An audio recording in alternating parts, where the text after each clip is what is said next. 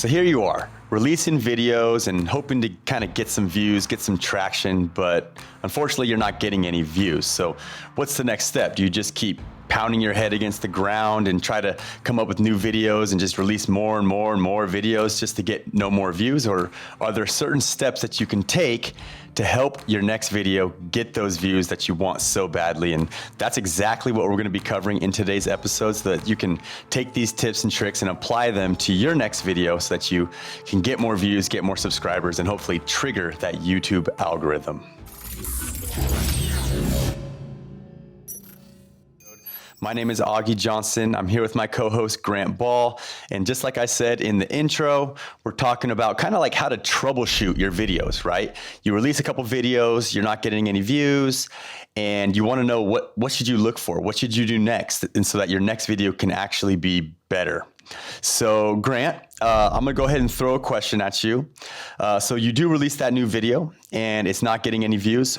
What do you want to know, or not what do you want to know, but what can you do to adjust your future videos? So what are some of the first things you would check?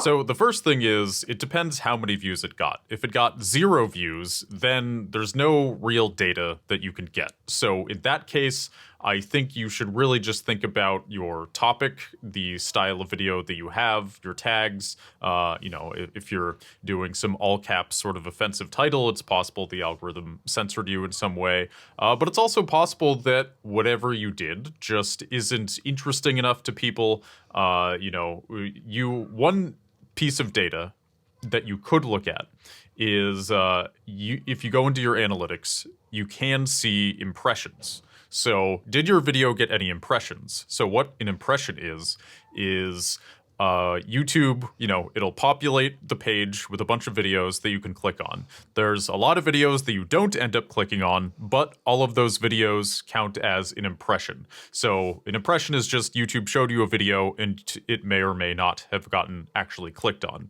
So were you getting any impressions? If the answer is yes, and you still have 0 views, then there's something that is off about your video.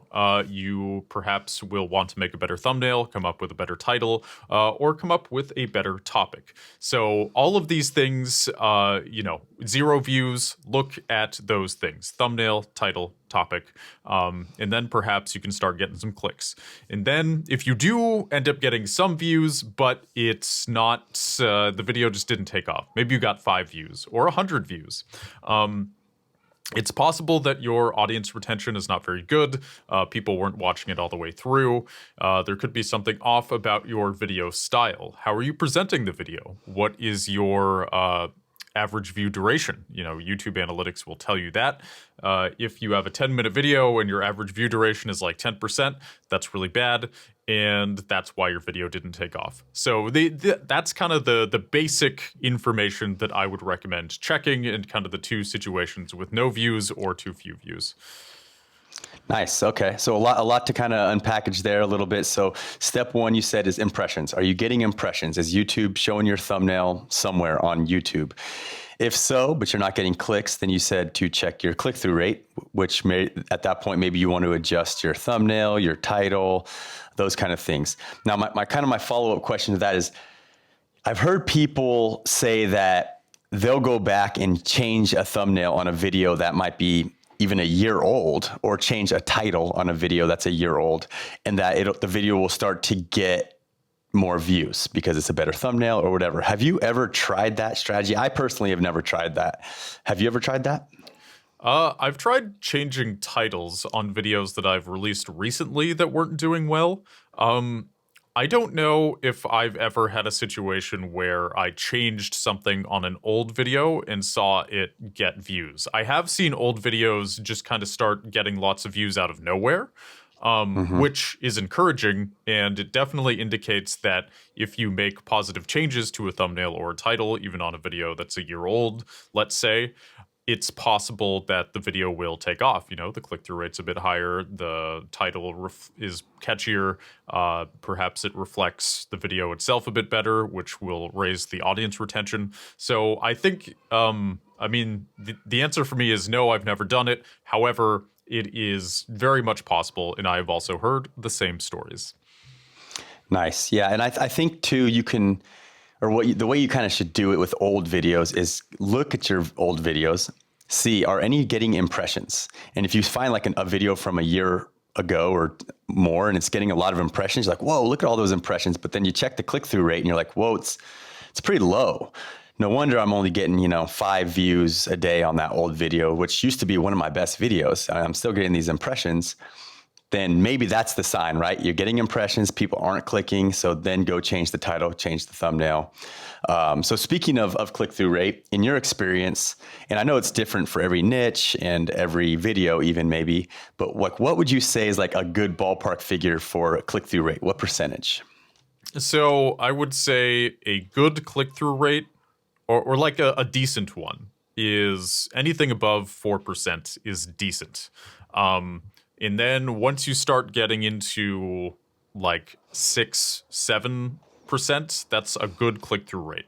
Once you hit 9-10, that's a great click-through rate. Anything above 10 is like, you're killing it. You're nailing it. Your thumbnail title combo it's killer. You're doing great.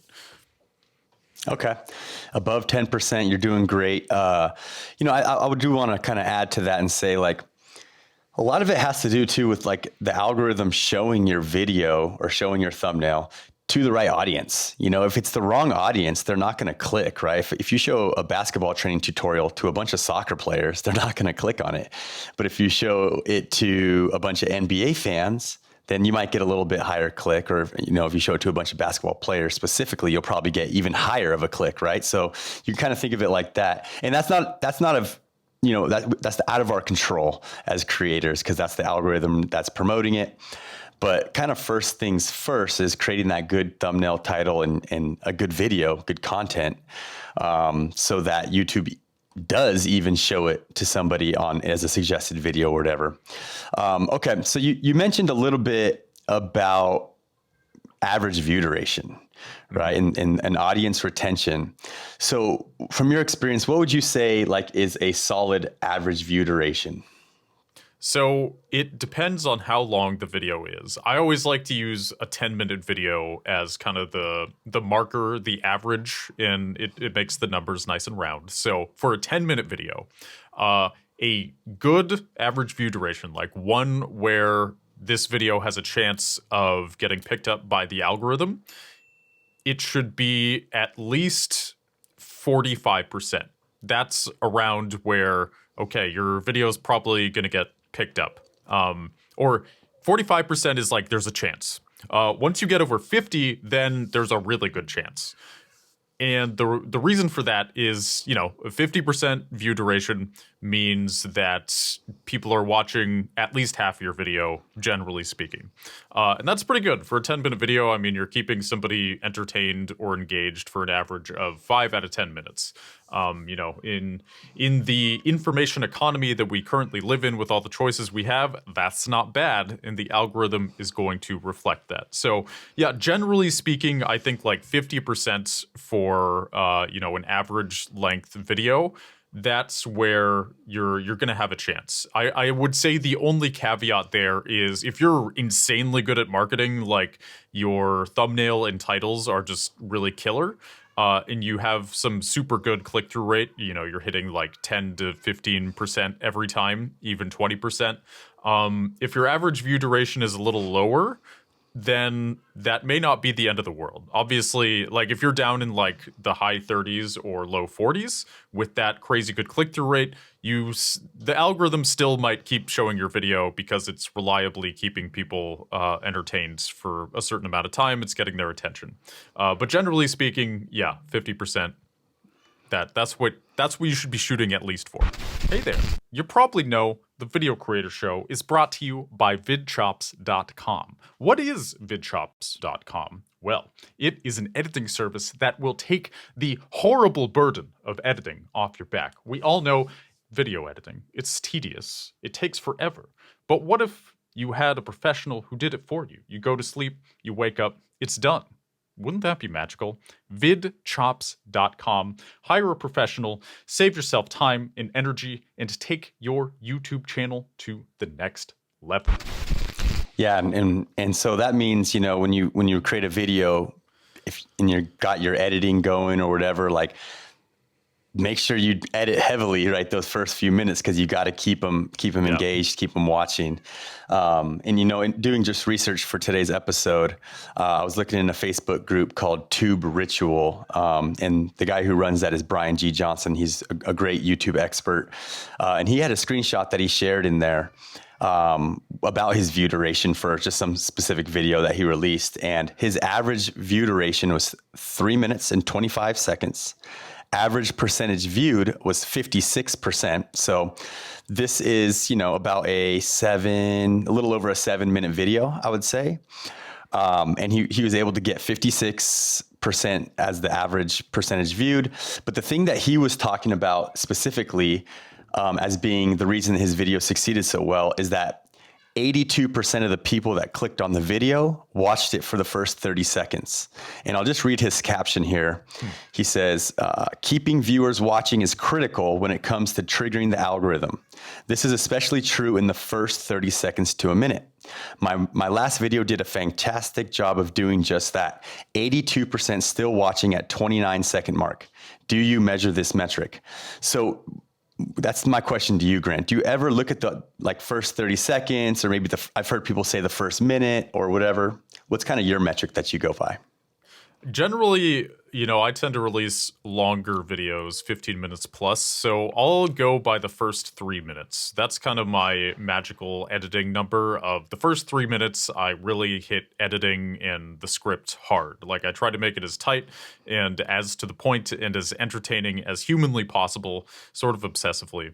And but I think that is, like, judging by what you just said, it's possible that I should be going shorter. You know, I don't know if the first 3 minutes is the best way. Maybe if I focused more on the first minute or the first 30 seconds, that would be better. Because I will say, so I've looked at plenty of analytics of my videos, and I think the drop off in the first 30 seconds is always like around 25%, give or take.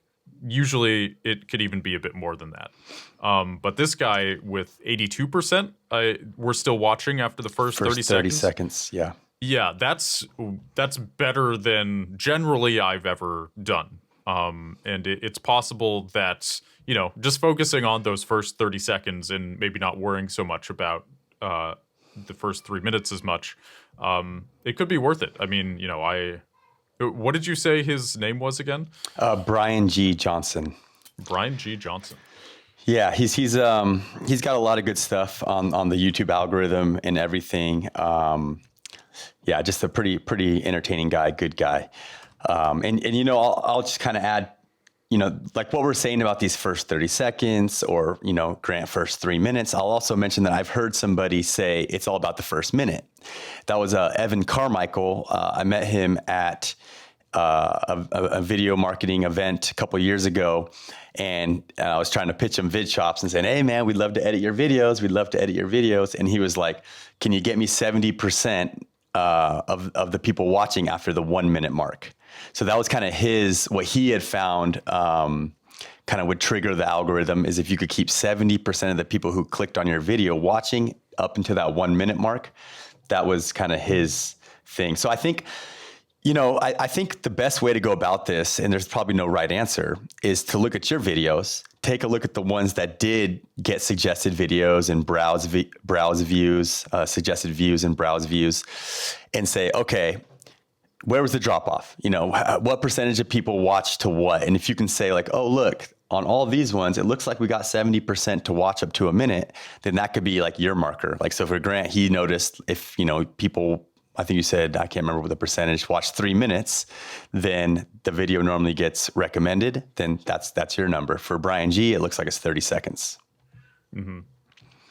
Yeah, and I think that number, like, keep in mind the length of video too. Yeah. If you're in the Brian Johnson area where you're making like 7-ish or less minute videos, then, you know, the first 30 seconds to a minute is going to be bigger. Whereas if you're kind of more in my wheelhouse where you're making 15-minute plus videos, you might want to extend it out a little bit further. Yeah, no, it makes sense. So, okay, the next kind of question is, you know, you're looking at your I guess your chart or your graph in your analytics, and you're saying like, okay, I can see like after 1 minute, it's a huge drop off or whatever. And you have that visual in front of you. Like, what do you do with that? Like, how can you use all this data and stuff to actually help you get more views on the next video or just make a better video that has better analytics?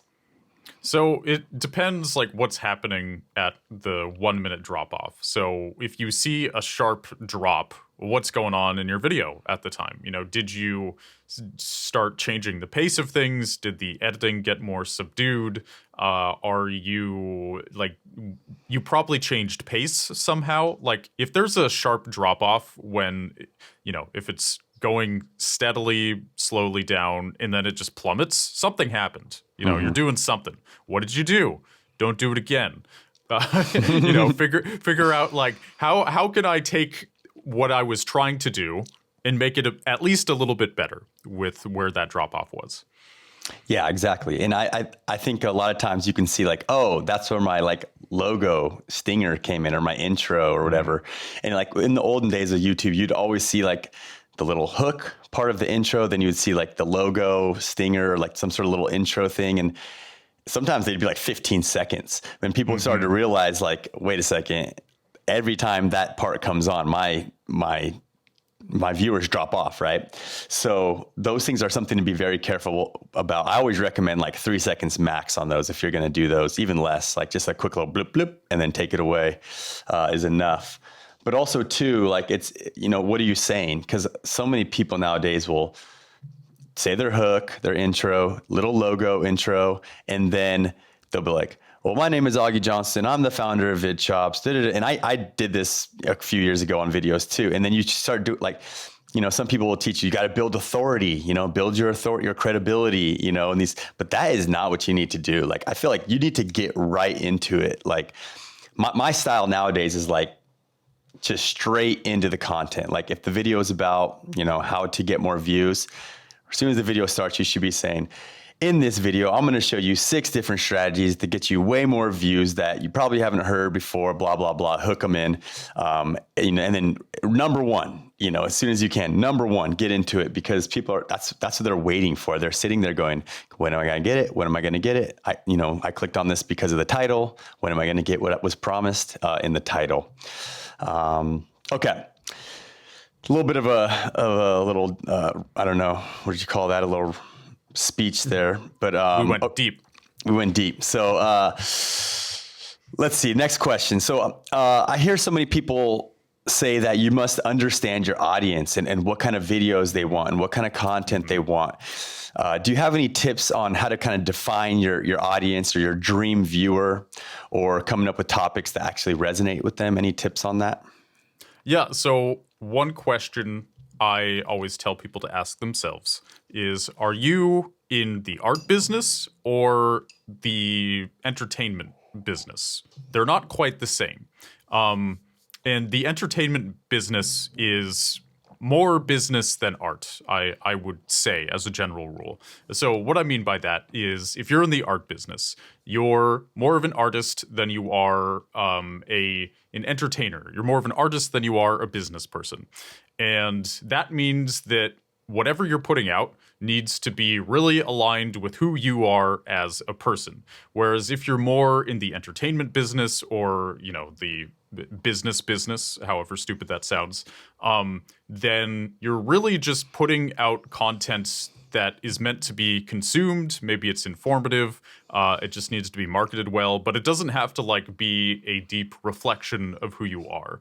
So if you're in the art business, then chances are you're kind of a very creative, bleeding heart type of person. And if that's the type of person you are, then you really need to own that and express yourself as freely and as authentically as possible. And if you don't do that, if you try to kind of round yourself off on the edges, then I think you're going to find that you're not going to do very well because you're acting against your nature. So I am more of an artistic, creative person, less so a business person. You know, this is kind of me and Augie's dynamic. I'm more that. He's more on the business side of things. And if you're more where you are, Augie, then I guess like, so my advice for someone like me is make content that you are truly aligned with, that you are really expressing things according to your voice, and you are not trying to phone it in for views and to play the game correctly. So that's my advice. So if somebody is more business oriented, Augie, what advice would you give them?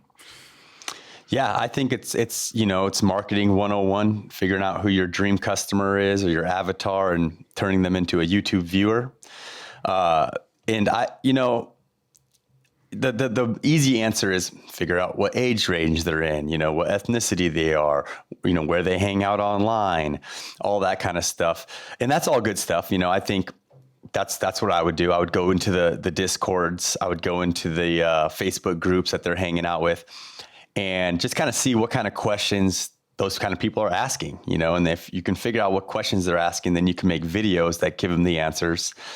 But there's a deeper level to it, I think, where you got to really kind of get inside the mind and not just, see where they're hanging out online and what food they eat and all that kind of stuff, but like their fears, their desires. If you can get that deep into like what keeps them up at night, and then you make a video that really resonates in that way, then you're going to be hitting the mark. I think then you're going to come up with topics that definitely get them to click, because I know like with Baller Bootcamp and stuff, the things that they really wanted to do, these kids that played basketball, these are basketball training channels, is crossover people that, this is basically a fancy dribble move to kind of wow the crowd, and to jump higher so they could dunk. Like those two things would get views every time. Like the stuff that they really needed was like basic, footwork and shooting form and stuff like that. But, you can make those kind of videos and they would never do as well as the killer crossover or the how to dunk on anybody type videos. And so, yeah, you really got to know what they truly want to be able to create the videos that will do well. Mm-hmm. That makes sense. And so kind of to add on, I went on a bit of a tangent as far as the, like, who is your dream viewer? How do you find that out? So for someone like me, more creative type person, your dream viewer is essentially somebody you would be friends with probably. It's somebody who, at the very least, you could have an enjoyable 10-minute conversation with. Their values, their interests align enough with you that that's your dream viewer. It's just somebody that gets you get them on some level. So if you're making content that aligns with you, you're going to attract those people. So essentially your dream audience is like a reflection of you in a way. Whereas I feel like that's less true with kind of a more business oriented channel. So yeah, you can kind of look internally for who your dream viewer would be. Yeah, that makes a lot of sense. And so many YouTubers are creating videos that they like, that they like. And a lot of times that'll attract the right audience, right? They like, if you play video games and you make video game content, or so if you make video game content, you better play video games is what I meant to say, right? You can't just fake it and say like, oh, well, I want to attract an audience of people who like video games, so I need to like get inside their mind and then create the videos. Like, no, you have to be them. And there's so many niches, I think, on YouTube are like that. Like, I don't think I could have ever created a basketball training channel if I wasn't a basketball player and a trainer.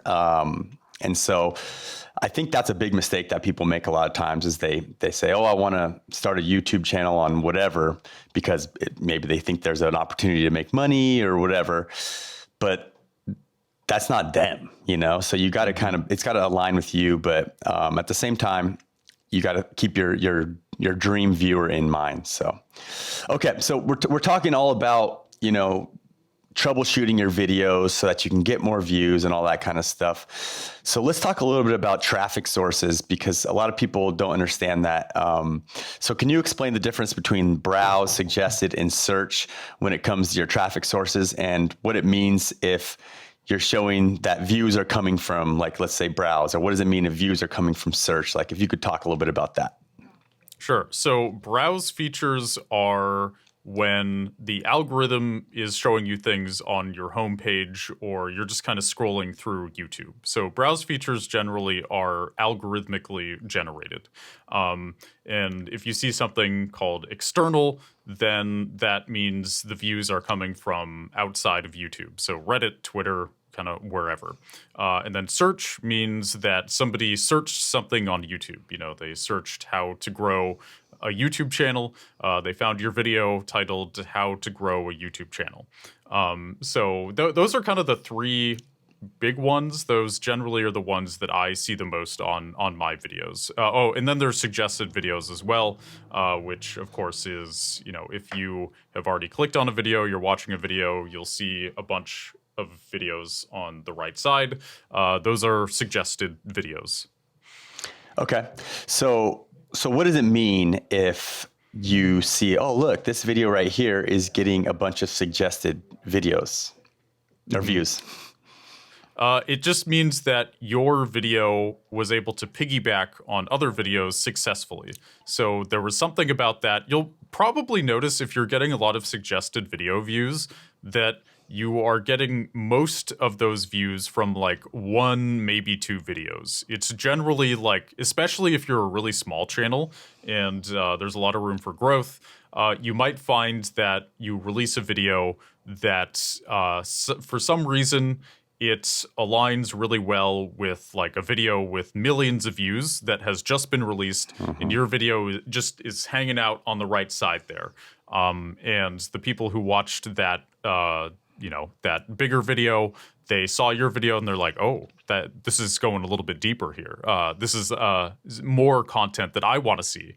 And they saw it because, you were kind of hanging out next to the bigger video. So yeah, basically it just means that your tags, your title, your thumbnail, your topic was similar but different enough to attract the audience of somebody who has a bigger audience than you. Yeah, that's a great thing to do as well, right? You can hop on a trend, you can hop on just a news topic, right? Something that's happening in the news. I think the big one nowadays is FTX, is like some cryptocurrency platform that, I don't know, it was a scam or it went under. There was all kinds of issues. Have you heard of that, Grant? That thing in the news lately? Yeah. Okay. Oh yeah. So for me, like, I clicked on a video that talked about that, and now, everywhere I go on YouTube, I'm getting suggested some other creator, a totally different creator, who created a video about the FTX scandal.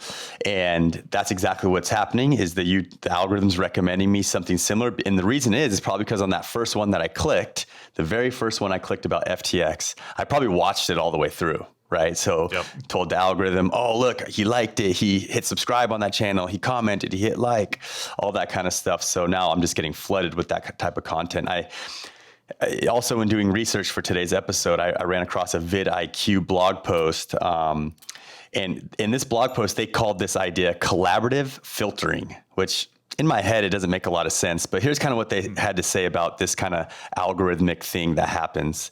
They said, collaborative filtering sounds like some complicated feature of the algorithm, but it's pretty simple. All it means is that hypothetically, some viewers have so much in common that they're going to enjoy the same videos.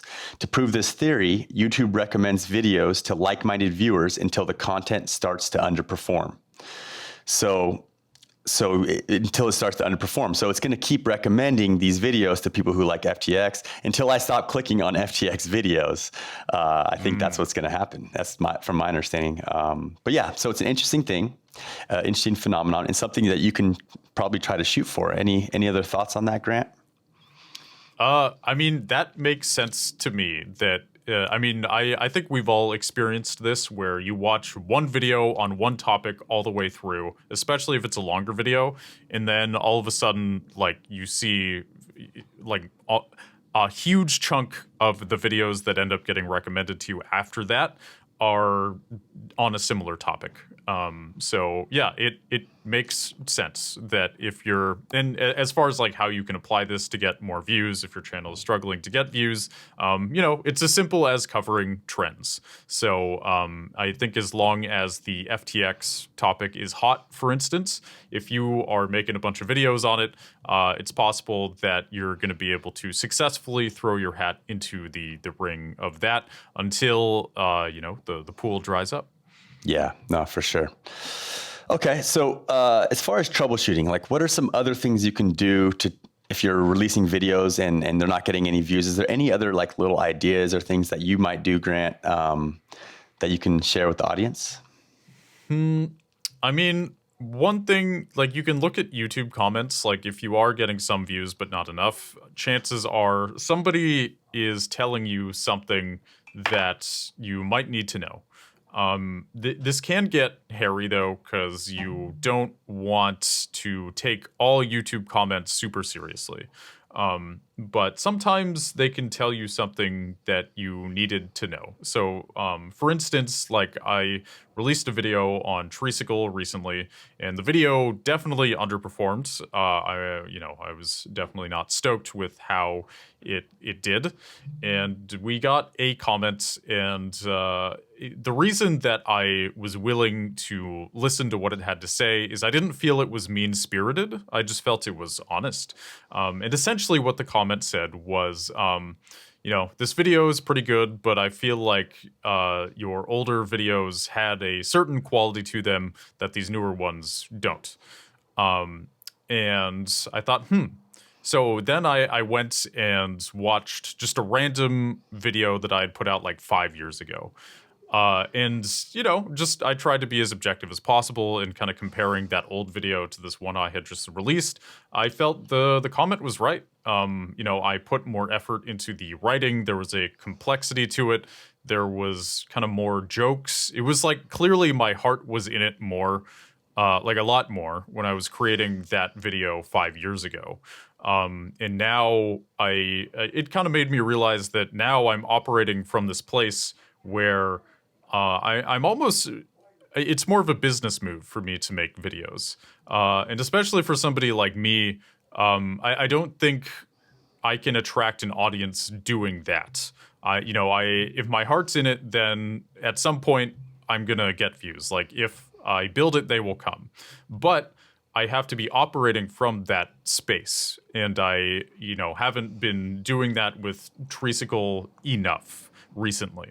So, look at YouTube comments but don't read the ones that are really mean, or if you do read them, like, I know it's hard, but don't judge what you're going to do based on haters is what I'm saying. I could tell this guy, I think, he was a fan, and he was just being honest. And sometimes it's the honest comments that can teach you the most. Yeah, and comments are a huge tool to build community, and then also to get video ideas. In a lot of my old videos, I would say, please leave a comment and let me know what other kind of videos you'd like to see. And that's coming straight from your dream viewer, right? Like, hey, I wish you would make a video on how to pass the basketball with your left hand. Oh, okay. That's coming straight from somebody that's, enjoys my videos and is using my videos to get better. So that might be something to consider.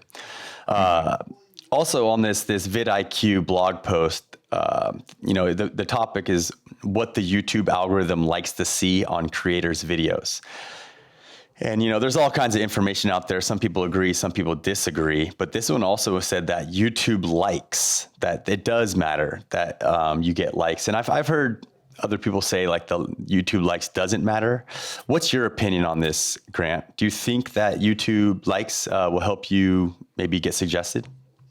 Oh, sure. I mean, it's engagement, right? So the more likes and comments you get, the better. I don't think that metric is nearly as important as audience retention. I think watch time and audience retention are bar none the most important things. Yeah. And then second to that is click-through rate.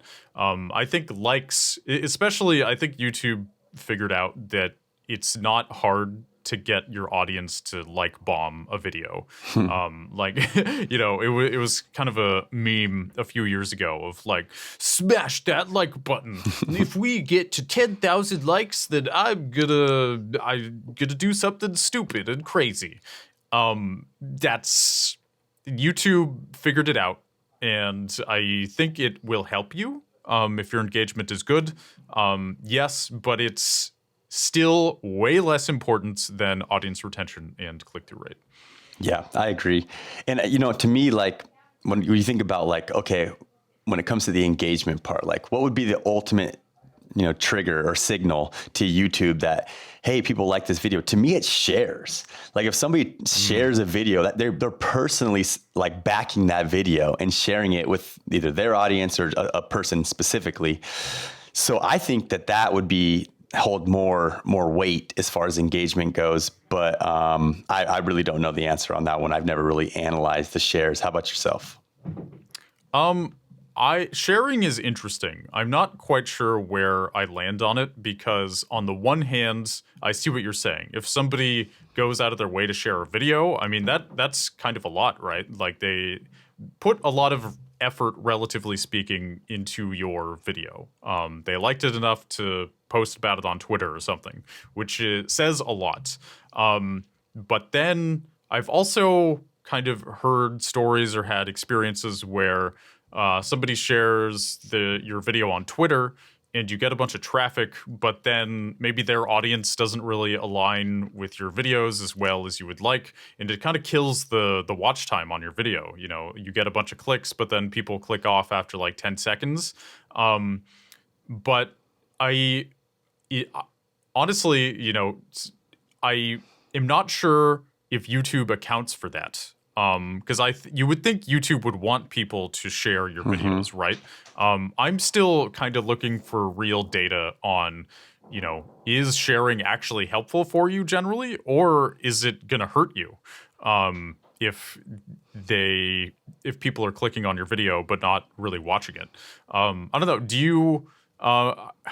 Yeah, I would think YouTube would be smart enough to realize what was happening there, but maybe they're not. At least not yet. I think they're always tweaking and improving the algorithm. Do you have any like deeper knowledge of that?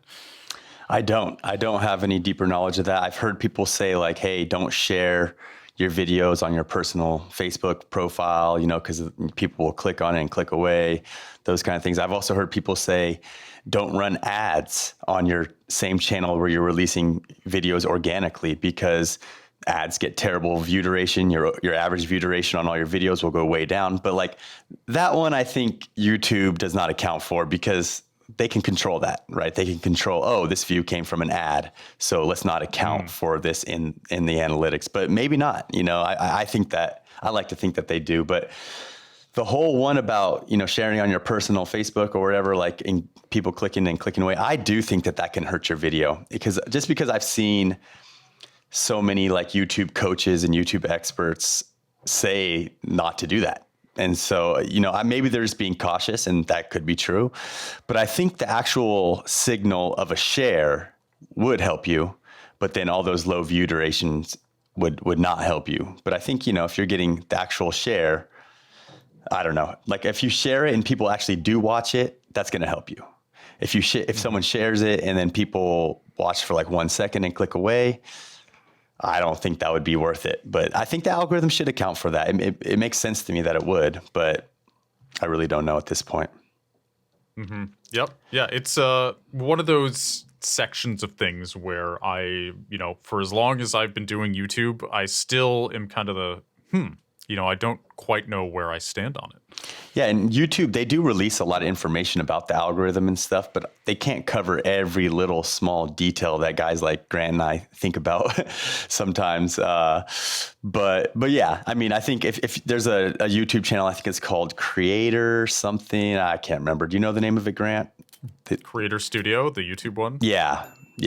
So YouTube does release information. I don't think they update it too often anymore, but it's kind of odd because the quality of the videos on there are kind of a little low, like the audio quality and like the camera quality and stuff. Like you think that they would get themselves a decent mic and some lights and stuff, but whatever. It's just some employees shooting it. So, All right. Is there any final thoughts, Grant, that you'd like to share?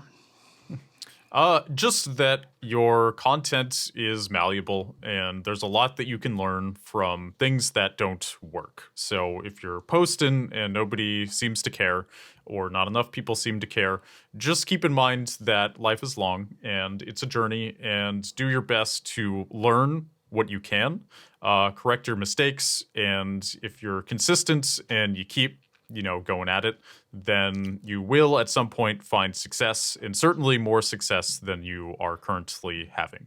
So just keep that in mind, try to stay positive. I know it can be frustrating and feel like you're putting all this work in and not getting out what you want. But, just keep tweaking it, keep changing, keep looking at your analytics, try to improve the beginnings of your videos, work smarter, not harder, and just go from there. Keep going. Yeah, and in this episode, we gave you some benchmarks that you can use, some percentages and stuff like that for these analytics. So, compare what you're doing to those analytics and kind of just go from there and kind of use those as a gauge. Nothing's written in stone, but hopefully that helps you. If you like today's episode, please give us a 5-star review on iTunes. Other than that, this episode is sponsored by vidchops.com. And with that said, we will see you guys in the next episode.